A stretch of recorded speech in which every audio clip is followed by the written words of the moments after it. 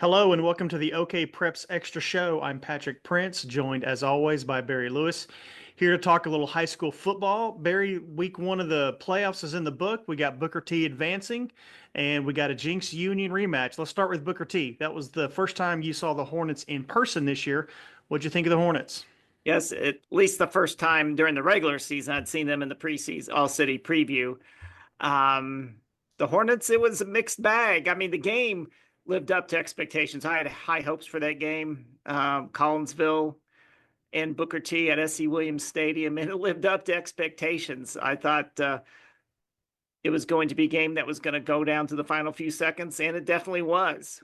But in the end, it was Booker T's defense that really was the difference. Collinsville had a first and goal at the 9 with less than 2 minutes left, down by 5.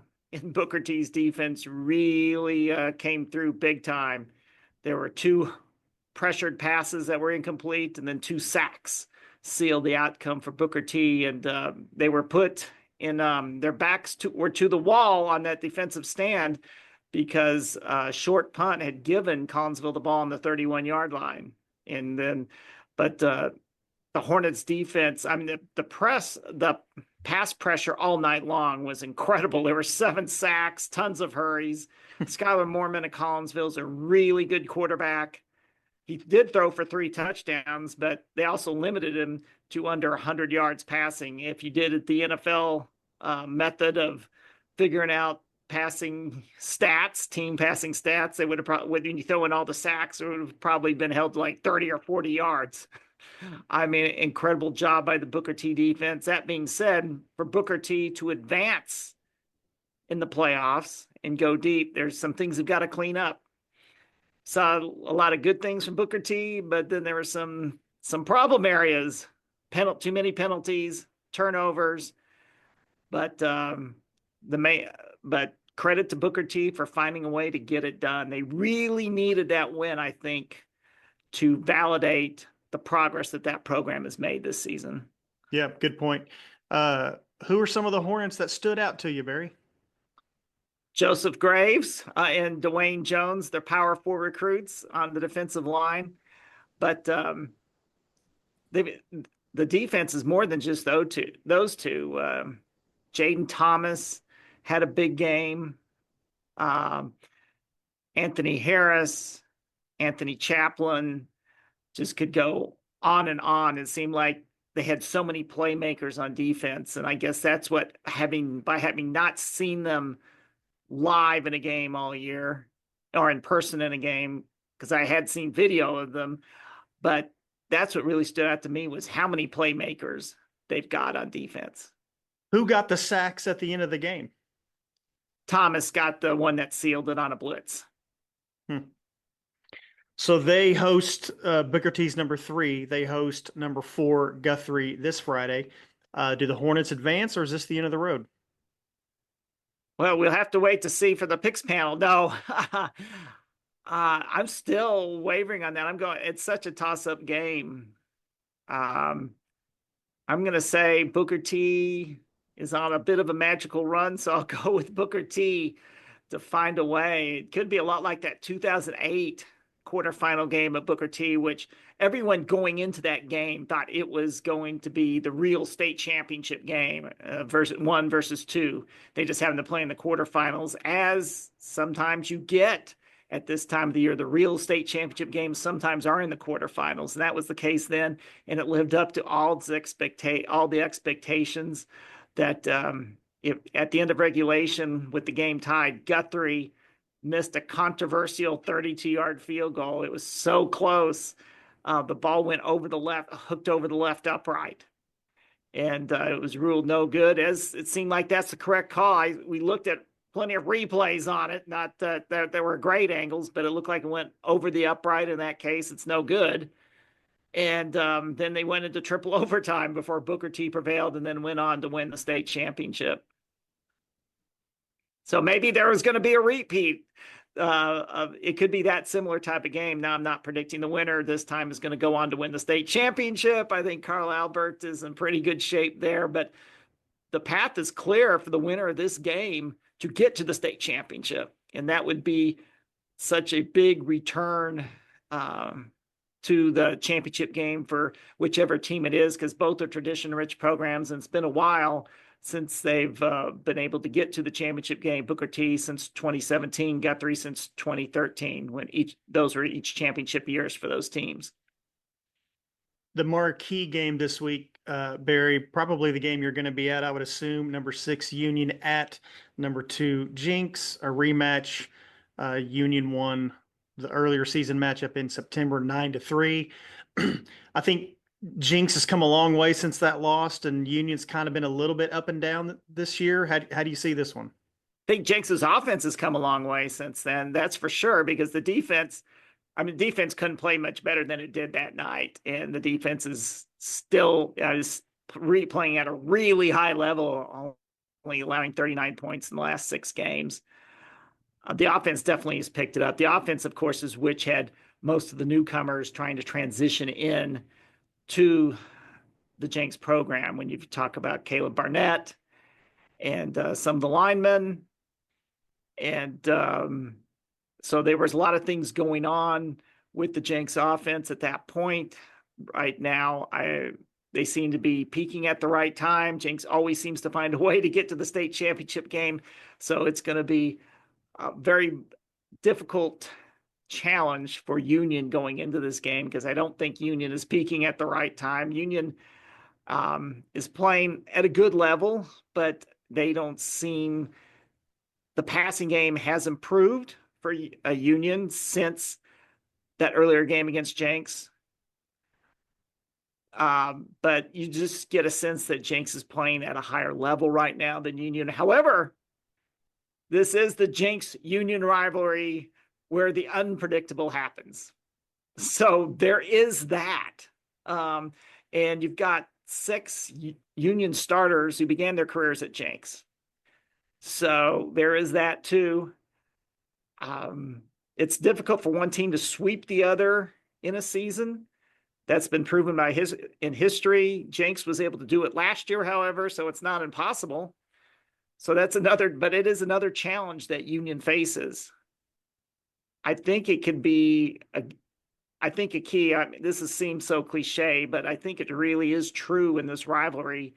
The key is turnovers. Shaker-Reisig, Union's outstanding quarterback, Boston College commit, rarely commits turnovers except when he is playing Jenks. Maybe that's because they know him so well. Some of them are unforced. So that is going to be such a huge key. Owen Jones has not been turning the ball over. The Jenks quarterback who's going to UCO, that's been a huge key for them as the season has progressed. He has set the record for consecutive passes without an interception for Jenks. Do you think this is a big game for Shaker's high school legacy? Because I kind of do. What do you think? It is. He's already gonna, whichever way the game turns out, you're going to look back at Shaker and it's going to be a great career. But I think after you win a state title as a freshman, if he doesn't win another state title, it's I think everyone would say that would be a disappointment, especially when he's with some Union teams, especially the last 2 years, when I think the last 2 years those teams went into the playoffs playing at a higher level than this year's team is. I mean, this year Union comes in as sort of an underdog. They are ranked 6th, as opposed to the last 2 years where I thought those were some great opportunities for Union to at least get to the championship game and challenge Bixby. So I think, when you look at all the stats he has compiled and the fact that he does have a state championship ring, can't overlook that. I think, though, if he was not to win another or not to get to the state championship game again, I think that would be a little disappointing. What'd you think of Cash-Jacobsen, the Jenks defensive lineman, committing to USC? Well, what a great addition for Southern Cal. They certainly need strong defensive players. So, wow. What an addition for them. Signing day just 2 weeks away, as they were able to persuade him to commit to the Trojans over OU, OSU, and about 15 other schools. So Cash is a player who has really come on in the past year as far as a stock with college recruiters. Because when you miss your entire sophomore year, whether it's basketball or football, then you're usually not as highly recruited, understandably, in some cases or in many cases, as others who are healthy in their sophomore years. So I think Cash was relatively late to get on the radar of some major recruiters. In that, he had a really good year last year. He really progressed each week last year, and then he added 30 pounds in the offseason to get to where he is right now. And he looks the part. He's had a really good season for Jenks. Jenks is defense is having a good season, and he's committed to the Trojan. He's going to stay with the Trojans. He's committed to the Trojans now in Jenks, and he's going to stick with the Trojans in college. 30 pounds, man. That's a lot. Hey, that's what your strength and conditioning program, that's what it's all about in the off season. That's right. Wow. Very impressive. Good for him. Okay. The most surprising result from last week's playoffs, what you'd say what? I would have to say, even though it wasn't a total surprise, because I think we talked about it last week and wrote about it, I had basically throughout history, 90% of the district champions win the first round games. Now, we're not including the 6A part of it now because they have the first round bye, so you go right to the quarterfinals. But throughout history, the 1 versus 4 games have just been a foregone conclusion for the most part that the district champions are going to win. 90% success rate there. This past week, 39-1. District champions were 39-1. The one upset there was Shakota over Cassia Hall, which was not like a shocker because last week I put 3 games that I thought were on my radar as upset alerts, and all 3 of them came down to the final seconds. And one of those was Shakota and Cassia, because I said, from a Cassia standpoint, what had to be concerning, and I know it was concerning for them going in, was Elijah Thomas, Shakota's OU commit, who can do it all. And Cash had not played a player at his talent level all season long. And he wasn't the only one who had a great game for Shakota, but he definitely had a really great game for them. And so that was what put that game on my radar. The other games that I thought were potential upsets were Collinsville Booker T, which we talked about, and that could have gone either way as it turned out. So kudos to Booker T for surviving, and Cushing Ada. What a wacky game that was. Wild. Ada finally wins on a late field goal, 53-50. So those are my 3 upset alert games, and they all lived up to expectations, although only one was an actual upset. Other than that, the biggest surprise, and Patrick, you could have sort of felt the tremors of this one from where you were at last week, was Blanchard Clinton. Here we were expecting this week we were going to have a Wagner-Blanchard rematch from last year's state championship game. And lo and behold, Clinton crashed the party, which that was a 2 versus 3 matchup. That wasn't like a stunner, but it was a big surprise. I mean, because Clinton is really good. And from a Blanchard, you knew going in that game was going to be one of the better games, but I thought Blanchard would find a way to pull through. And that was a game that went down to the end. It was 21. Clinton won 21-20. They stopped a 2-point conversion with 35 seconds left. So that was probably, other than the Shakota upset of Cassia Hall, that was probably the biggest surprise to me. After Wagner's win, when Coach Condit was addressing the team on the field, the Wagner PA guy was giving Blanchard updates, like giving play-by-play, because they weren't done yet. I just found that rather interesting. They were obviously well tuned to who was going to win that game. So so did they? Did they stick around to hear who won? Yeah, it was right at the end. Yeah. Okay. And well, that's very fascinating. Well, what was the reaction among the fans? I mean, because Clinton's not going to be I mean, Clinton and Wagner have quite a history too themselves, so it's not going to be any pushover for Wagner this week. Yeah, I couldn't really gauge it, to be honest with you, Barry. I was standing right beside their team huddle, and I tried to kind of look around at the faces and kind of see what the read was. Um, some were clapping. Just a few players were kind of clapping, but I don't know what that meant. I don't know if that meant they were happy they weren't going to face them, or they were, as you said, they have a kind of a history with Clinton too. So I don't know. It's kind of hard. I think if you put a truth serum in them, in them, they wanted to play Blanchard again. No doubt about it. But as far as outward emotion, kind of hard to read.